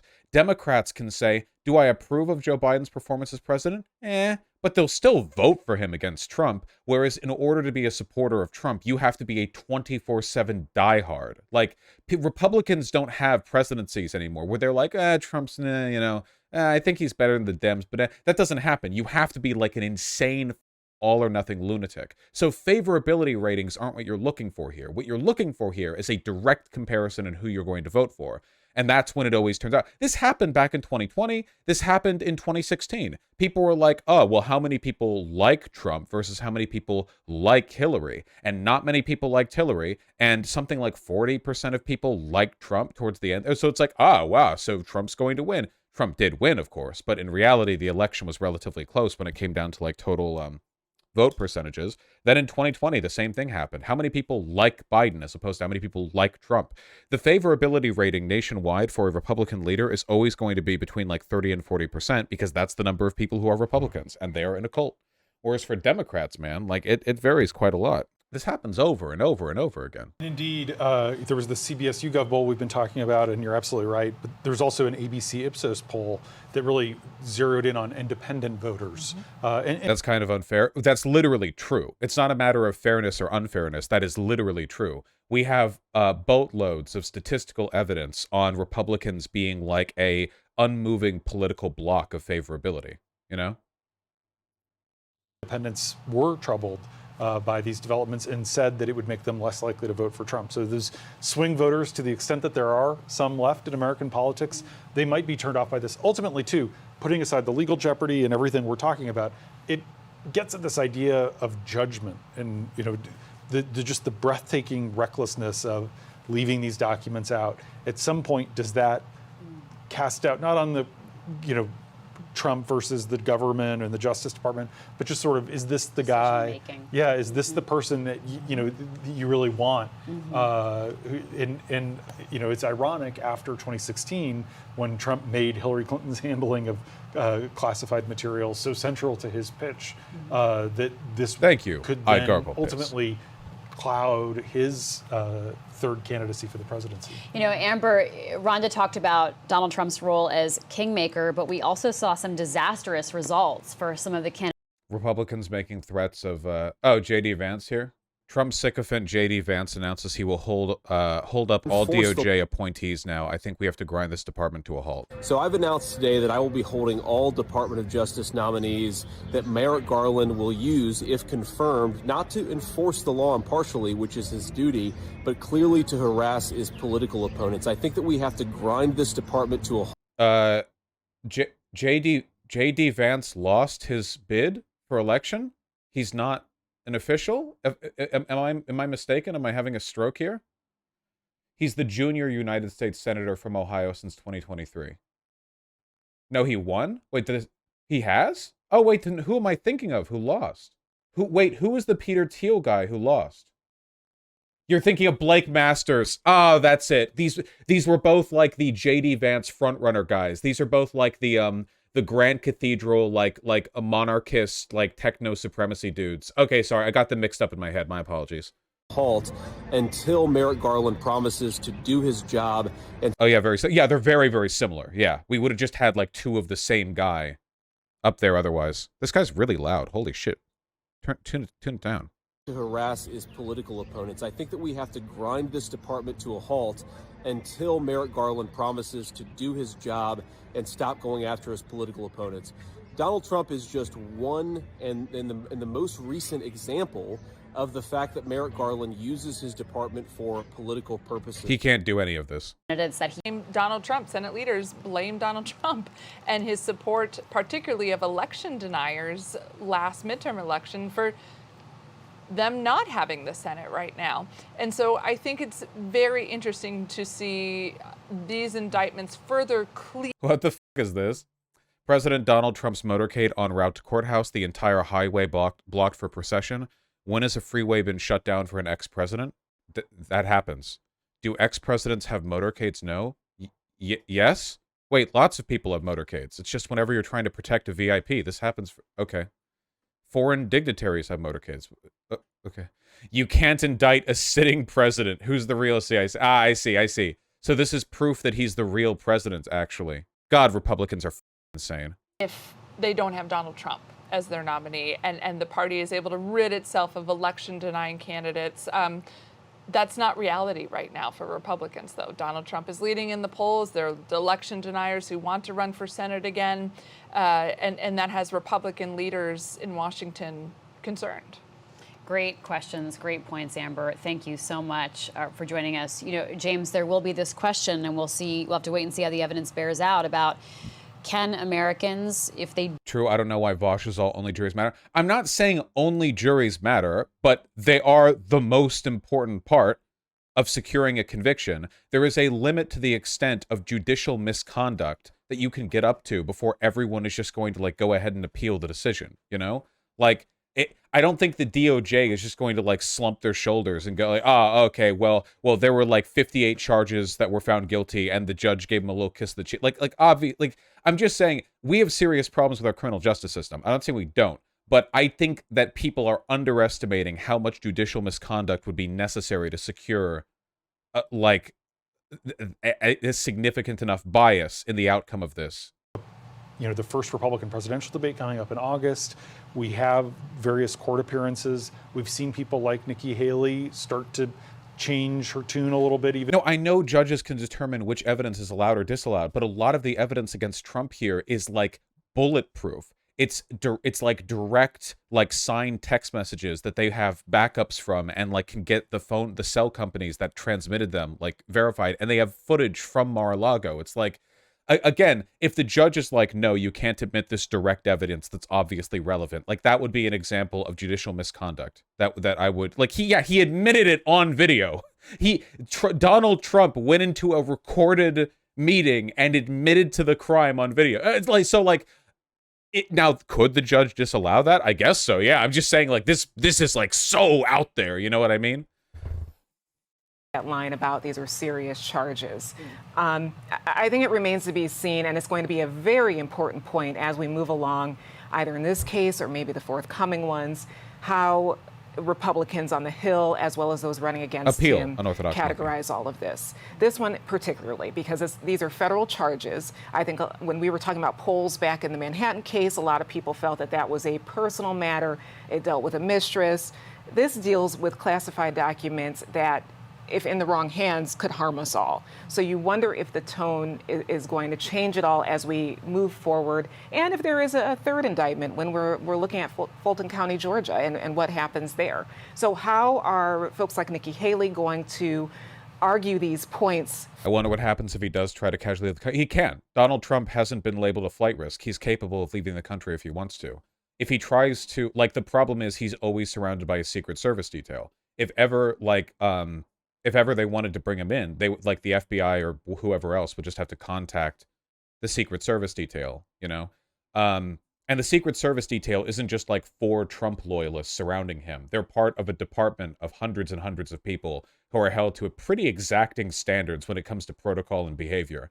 If Donald Trump was allowed to leave and the Secret Service agents allowed him to, what do you think would happen to the Secret Service agents when they got back here? Right? Like, they'd have to leave with him. If the Secret Service agents, like, derelict in their responsibility to, like, keep a hold on the former president, then they're like, yeah, they're going to shoot them. Probably not actually shoot them, but they're in big trouble.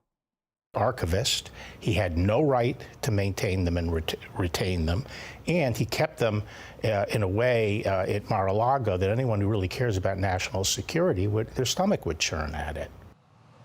It's William Barr, former Attorney General under Donald Trump.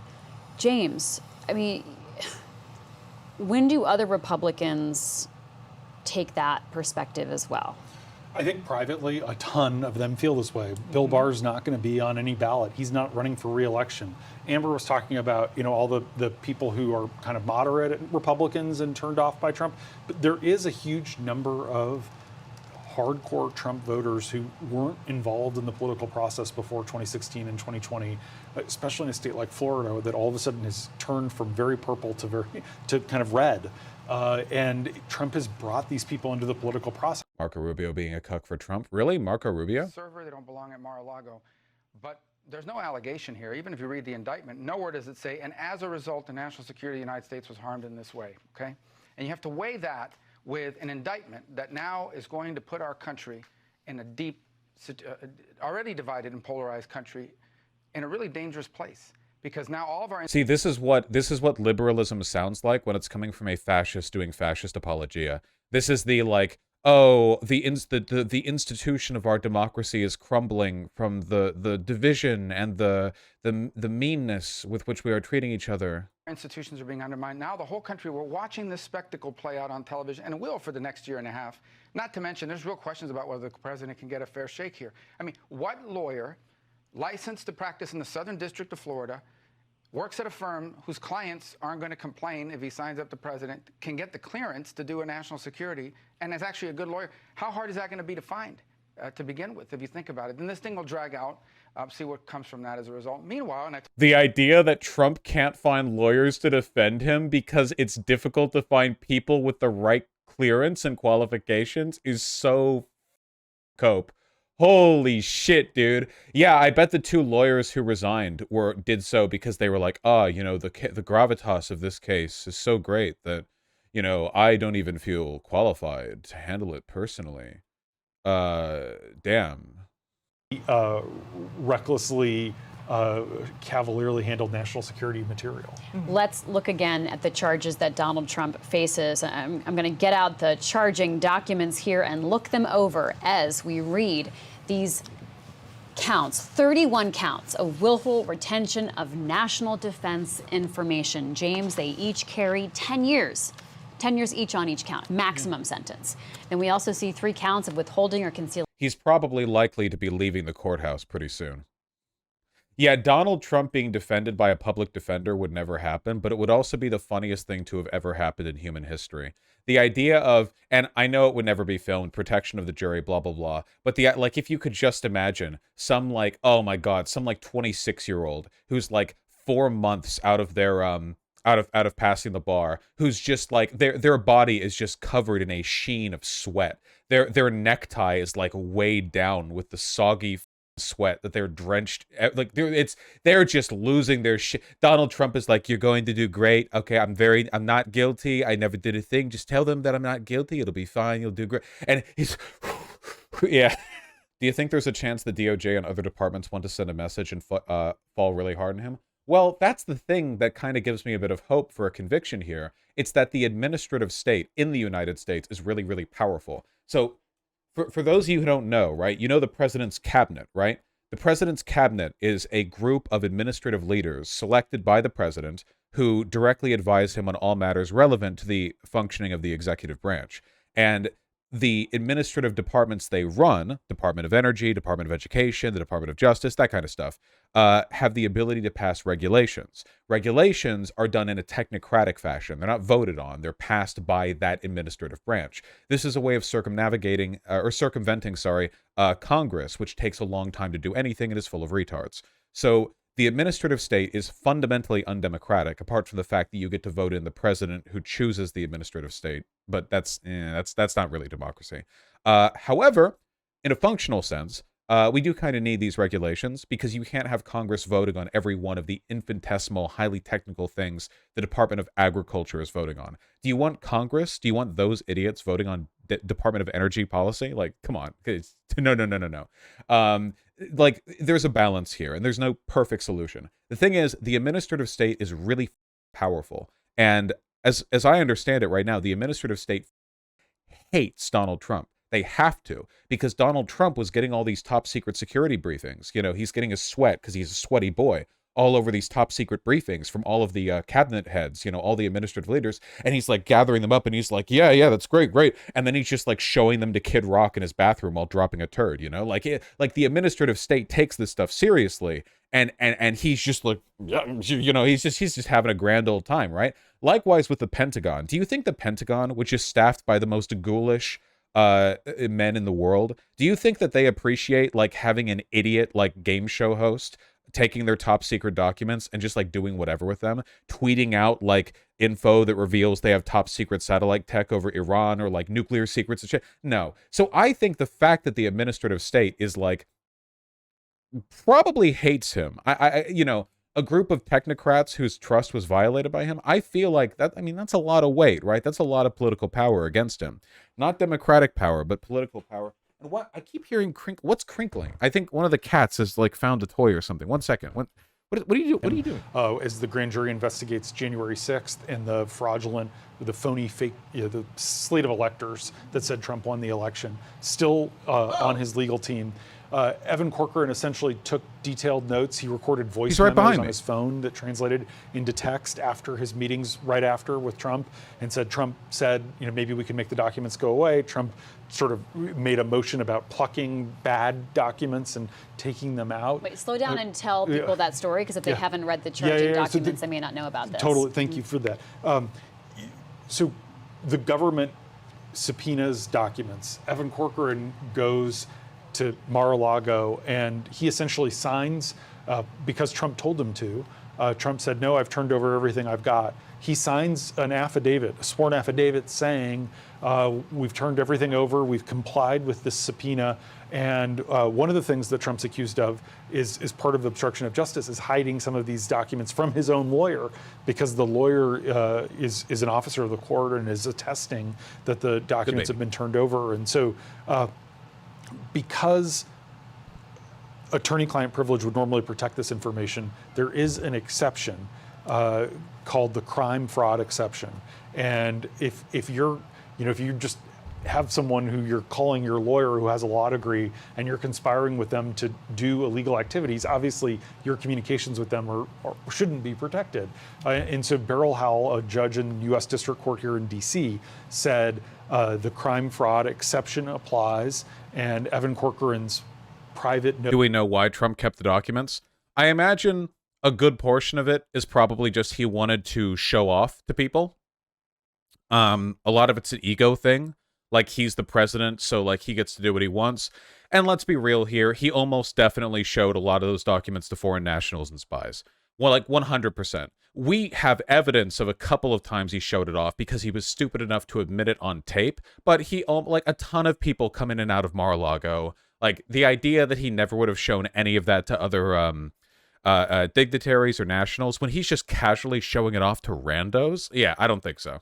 Probably the Saudis. Orbit just a few months ago as part of this Manhattan case. He's the guy who defended Paul Manafort, Trump's 2016 campaign chairman, over money laundering charges, for not paying taxes related to his work in Ukraine. That would actually be my best get. If there was any kind of like underlying method or like broader thing that was being done here, my guess would be that he was showing top secret intel on Iran to Saudi Arabia. That's my guess. Or possibly Iran and Afghanistan. That it was probably like that was the line where things were being looked at. That's just my guess, you know. Who could be part of the legal team to sort of build the pool. These lawyers are pretty stretched thin. You know, Rhonda was talking about all the different other cases that are pending. I want to talk to you about the New York case for a moment, because we've been talking about this federal case. We've been talking about the challenges that Trump's lawyers. And what a coincidence, the Saudi government invested billions into Jared Kushner's business right after meeting Trump at Mar-a-Lago. Yeah. Do we really think the whole thing's going to take 21 days to wrap up? Well, hey, that's the DOJ's determination, you know, not mine. I'm no expert on, I mean, they have what they have, right? We've seen the indictment. That doesn't mean we've seen the evidence. Like this time, but in the Manhattan courtroom. And this was a huge deal at the time, still a huge deal, because we're watching to see just what Trump's legal... There was a huge purge in Saudi Arabia starting in 2017. Some people think that it might have to do with, oh, interesting, I didn't know about this. The mass arrest of a number of prominent Saudi Arabian princes, government ministers, and business people on the 4th of November 2017, and the following weeks, the creation of an anti-corruption committee led by Crown Prince Mohammed bin Salman. You're suggesting this might have something to do with, like, intel leaks? I don't know if that's true. I mean, I suppose it's possible. It started right around the time Trump would have had the ability to provide information. I'd have to look more into it before I could say for sure. As if the Saudis give a f about corruption. Yeah, oh yeah, dude. Oh yeah, the Kingdom of Saudi Arabia. They're super concerned with corruption. Yeah, okay. Essentially using business money to pay campaign expenses and then trying to cover it up and orchestrate a scheme, you know, that is essentially what are we expecting fraud. The trial? Not sure. And you know that's actually a statute, Rhonda, that's, you know, as you know, often used in New York, and it's separate and distinct from the New York Attorney General Letitia James. Is Fox News doing better now? Nicole, you're familiar with this Judge Goodman, who is presiding over this afternoon. What do you think about that? You know, Judge Goodman, he's a great man. He's fair, and you know, it is what it is. But I'd like to comment real quickly about what some of your previous guests have said. As a former FBI agent, and I am in close contact with many retired agents, I can tell you that the general consensus among many is that the FBI is politicized. And they do not, as agents, we do not always see equal enforcement of the law, and that is not appropriate. You must put your political opinions aside and be fair and You know, it's unacceptable. Anything less than that is unacceptable. And it does matter what's happened in the past. It absolutely does matter, because that Americans see that. They see this constant pattern of only going after one side of the political spectrum. And that is not, it's just not acceptable. And for them to say, you know, no one is above the law, that is correct. No one is above the law. So we should expect, you know, this FD 1023 that came out because of a whistleblower. If there are 17 tapes, let's see if those actually exist, and let's see what the FBI does. You know, all of these cases were over and over. It seems that, you know, they slow walk people that are on one side of the political spectrum, but aggressively go after those on the other side. Isn't it crazy how even at like 144p, you can tell she has the physiognomy of a Fox News host, right? Like even with this level of blurring and all the artifacting and stuff, it's still really easy to tell.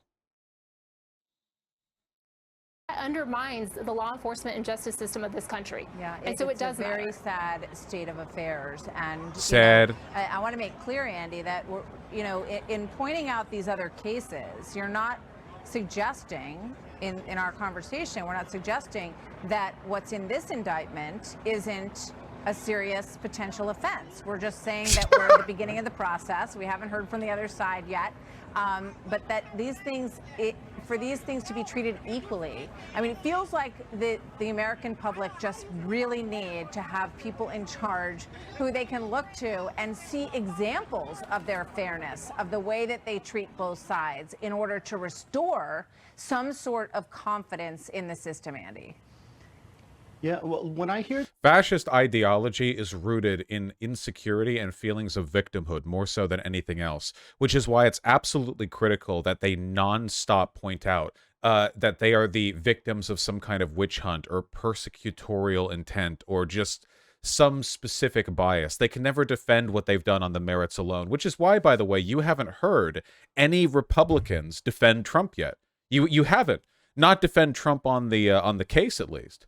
You haven't heard Republicans talk about how, oh, this specific thing, that specific thing. No. Instead, all they do is whine about Joe Biden and Hillary Clinton. Now, are these complaints easily rebuked? Can you say, well, these are clearly incomparable? You could if you want, but you could just say, if you wanted to ignore the argument altogether, oh, sure. We'll talk about them later, sure. But, like, specifically, will you defend Trump? Like, what? So are you saying they're all equally bad? Because Trump wanted to lock Hillary up. So now do you want to lock Trump and Hillary up? Is that the standard you have?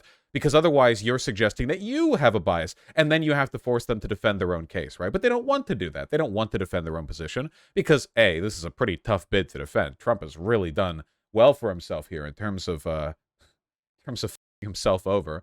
And B, you know, moreover, they don't mind what he did because their sloppy boy did it, right? They don't give a shit what he did. He could have done anything. If he raped a kid, they wouldn't feel any like negative. Like, hold on, he has raped kids. If they like had, if video footage of it was released, they would do the same thing as they've done here. They would go, here, look at these video clips of Joe Biden like leaning over a girl in a kind of creepy way. Hey, you didn't have a problem with that. So what about this? So why do you have a problem with this 24 minutes of Donald Trump being caught like doing pedophilia? So look who's being a hypocrite now.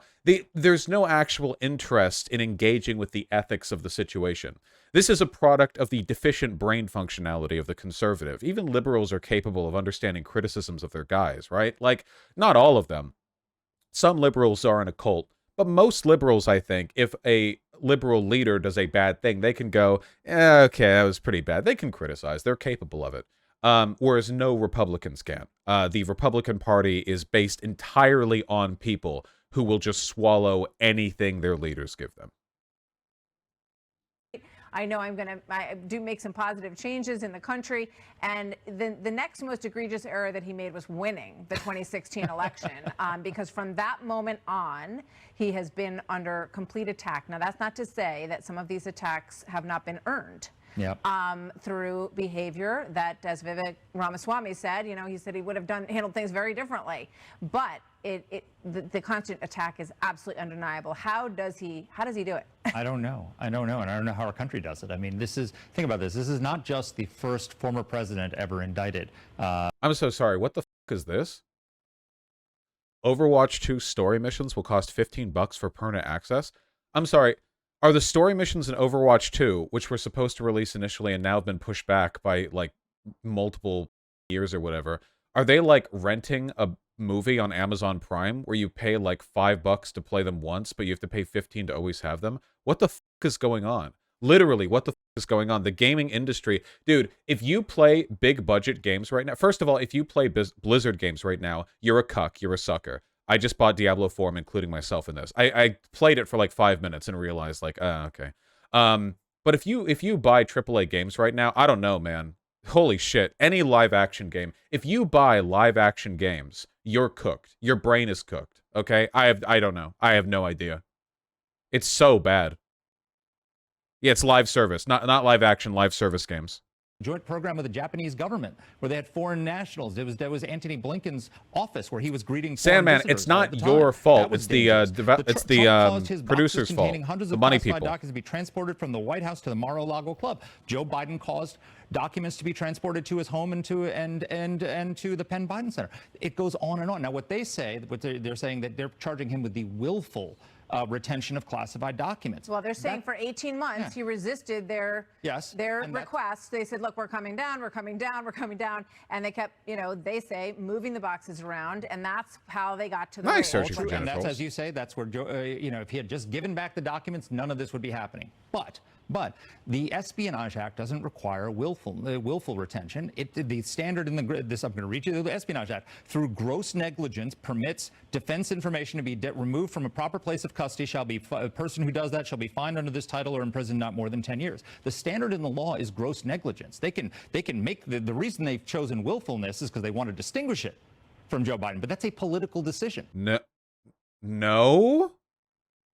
Willfulness and intent are massive. The reason they're going for willfulness is because it's far, far worse. The willfulness is a pretty important distinction between like, oh, some secret documents just ended up being kept in a garage for some years and willfully hiding it from the FBI and showing it off to whoever wants to. He actively tried to hide the documents. None of this would have happened if he had just turned them over when requested.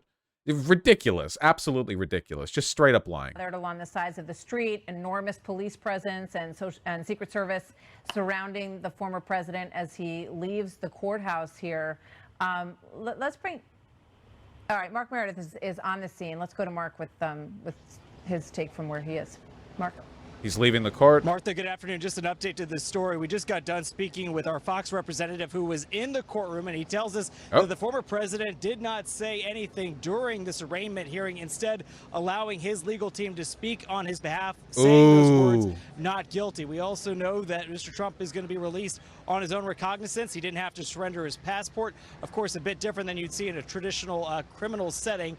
This already is kind of what we expected, given what we saw in New York earlier this year. We had kind of an idea of what to expect, but also had a chance to speak with our producer, who told me that the former president never made any eye contact with the special counsel, Jack Smith, the person who is bringing these charges on behalf of the Justice Department. No! We were curious of whether or not we'd see any sort of, stand down behavior between the two men, and it appears that they did not interact at all. Trump, however, again, is choosing to stay very quiet and allowing his lawyers to speak on his behalf. It's also understanding that Walt Nauta, the aide that was also charged in relation to this case, did not have a formal arraignment. He is still seeking legal counsel at this point, someone to represent him down here in Florida, but that the same rules are likely to apply for him. It's the judge ordering today that Trump not discuss this case with those witnesses, people that may be influenced by the events that happened at Mar-a-Lago throughout 2022. Our producer, though, of course, still saying we're going to get... Dude, that's so bad. That means that his lawyers talked to him beforehand and they were like, listen, this is actually a big one. Like, for real. You can't do this shit. Like, you will actually die in prison. You shut up. We will talk. And he didn't even make eye contact with the special prosecutor? Oh my God. Who doesn't look at the prosecutor, man?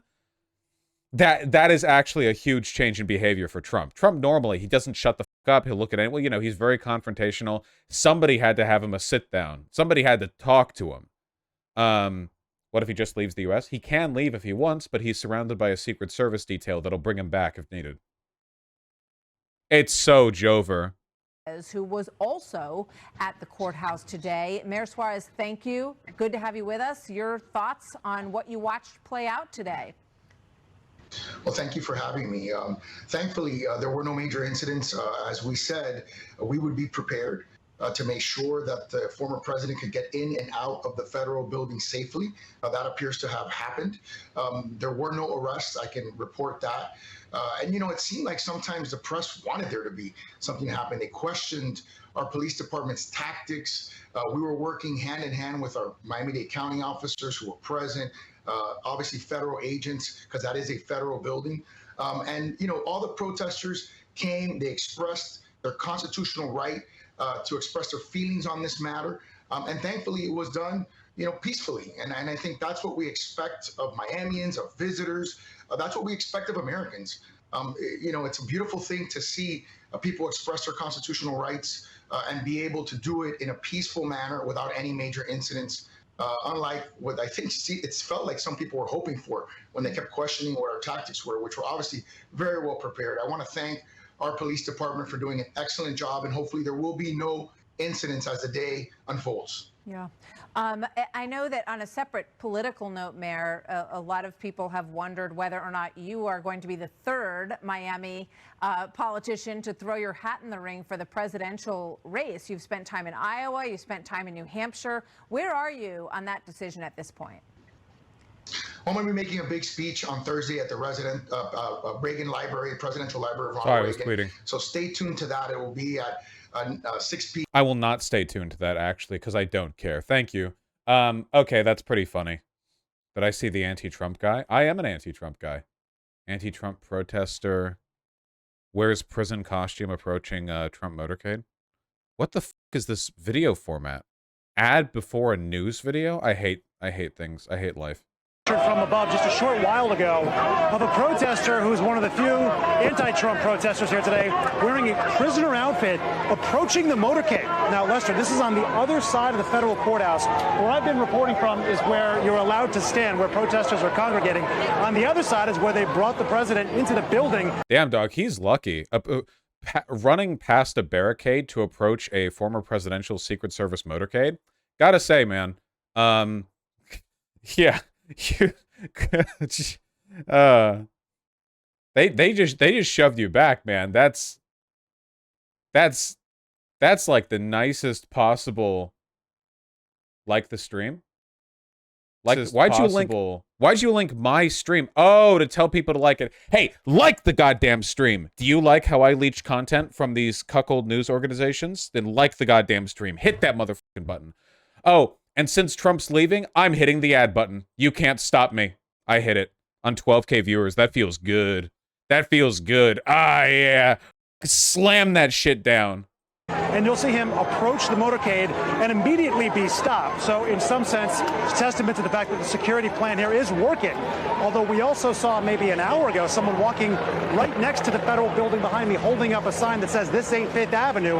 And that person... Boss just got himself a steak dinner. Hell yeah, baby. Lester just strolled right along the federal courthouse. Now, there's been a lot made so far about the fact that there's no hardened borders, or hardened perimeters, I should say, which means that you won't see, generally speaking, metal barricades or jersey walls or anything of that sort.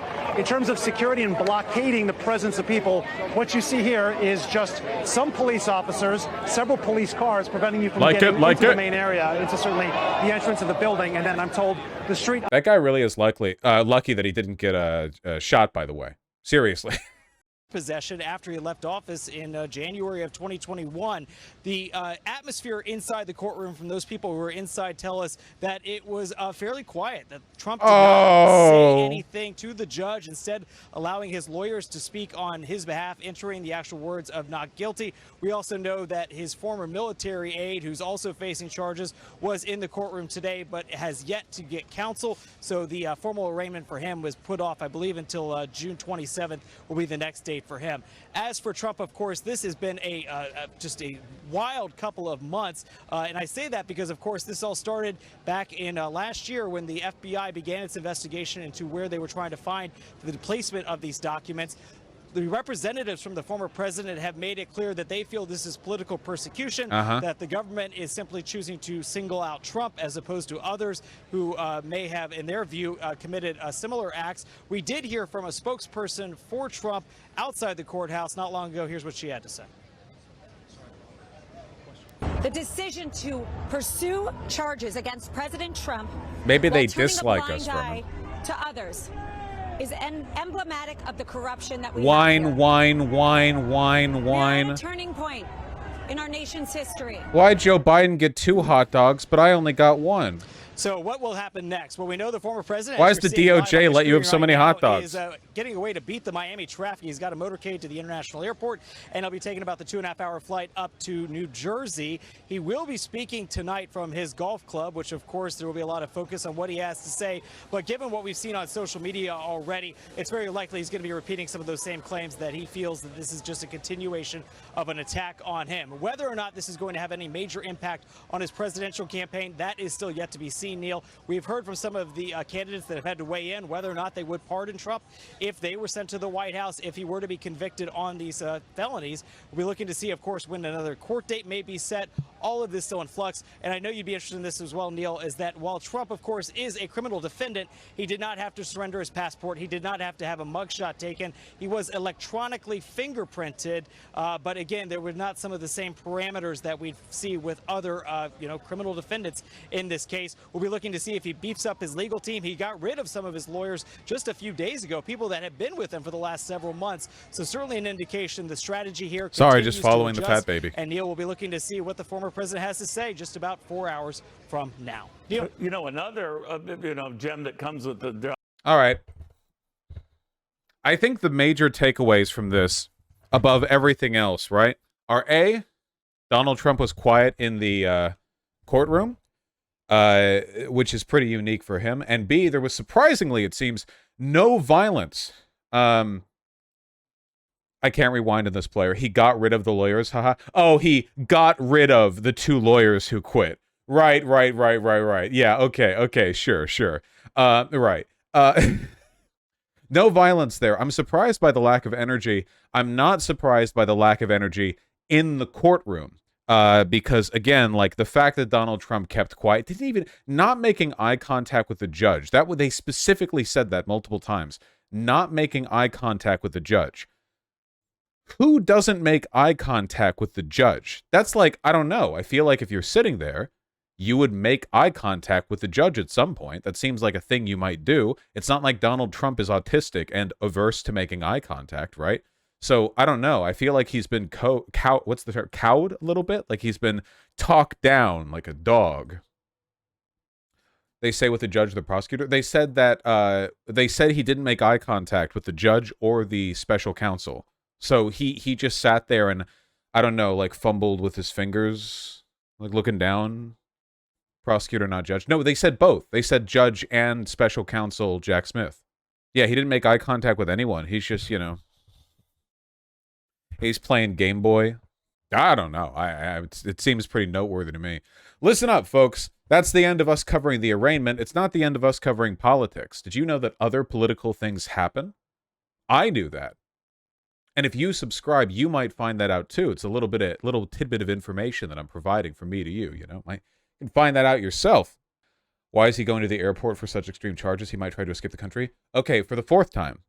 Donald Trump can leave the country if he wants. They didn't take his passport. They haven't deemed him a flight risk. He can leave the country. It wouldn't be exceptional if he did. He has a Secret Service detail that keep around him, that protect him. If they wanted to get him, the Secret Service detail would get him. They would bring him back. He can't escape them. Can he go to Russia? No, the United States is blocking flights to Russia. We're sanctioning. He would have to go to an intermediary country. What if he flees to Russia or Saudi Arabia? Okay, for the 5th time now, if Donald Trump boards a plane to another country, the Secret Service will be on the flight with him. If Donald Trump landed in Russia or Saudi Arabia and said, oh yeah, actually, I'm going to leave now, goodbye, they would just grab him. They wouldn't. And it's not like this Saudi Arabia is going to open fire on the Secret Service. Like, it's not, he can't leave. He can't leave. I mean, he can leave the country, but he can't flee the court system in this case. What if he put a little box on himself like Solid Snake? Well, have to be a pretty big box. He's a big guy. What if rogue Secret Service agents help him escape? then they would all be, they could never return to the United States. All of those Secret Service agents would be traitors. The responsibility they have to protect the president is not like this wouldn't just be like you quit your job. This would be like you're a soldier who commits treason and supports the other side by assisting in the I mean, it's not impossible, but like, oh yeah, the Secret Service is an institution. It's not just like a group of mercenaries. It's a whole thing. You guys are way too focused on the flight risk stuff and not focused enough on the, like, every other part of this stuff. I'm not engaging with this anymore.